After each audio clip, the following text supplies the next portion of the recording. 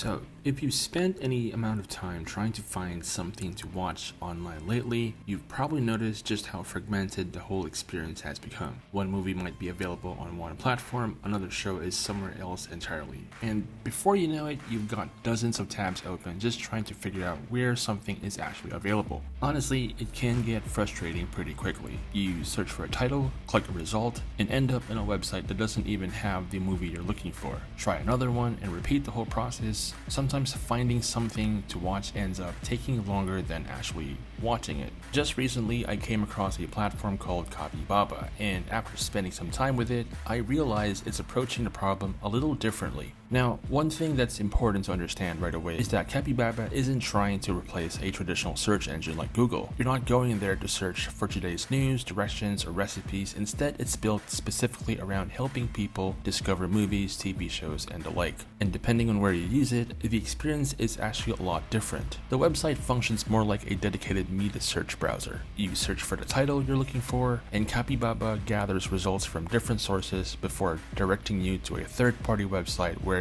the content is actually available. Results are ranked using interaction signals like whether users would actually stay on a page and whether the destination contains playable resources. So rather than endlessly jumping between random search results yourself, the idea is to make that discovery process a bit more streamlined. Now visually, the website also keeps things clean. The interface uses a dark UI that feels much more comfortable for browsing at night, and it's refreshingly minimal. There aren't any giant banners or unnecessary clutter trying to grab your attention, and the focus stays on finding something to watch instead of everything else. Additionally, Capybaba has what they call a streamlined playback experience. This is available through Android, iOS, and the TV versions. Those versions are designed more like dedicated video players rather than search browsers. Inside the apps, you can browse rankings and recommendations, select the title, and go directly into the playback interface without the extra navigation you typically expect when browsing on the web.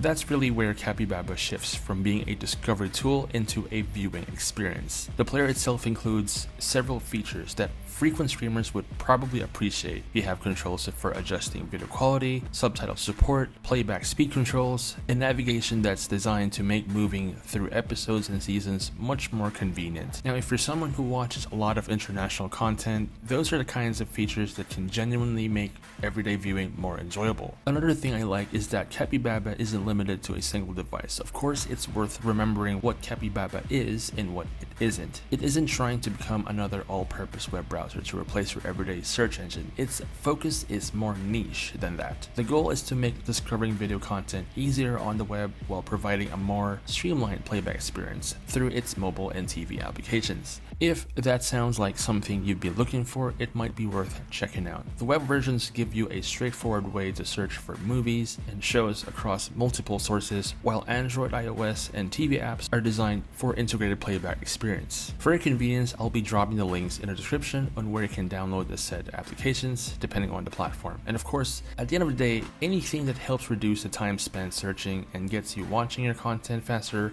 is always welcome. Capybaba takes a focused approach to that problem, and depending on how and where you watch, it could end up being a useful addition to your media toolkit. Now, if you like this informative video, give it a thumbs up, share it with your friends, let me know if you have any questions in the comments, and don't forget to subscribe to the channel for more content like this. Thanks again for watching, and I'll catch you in the next.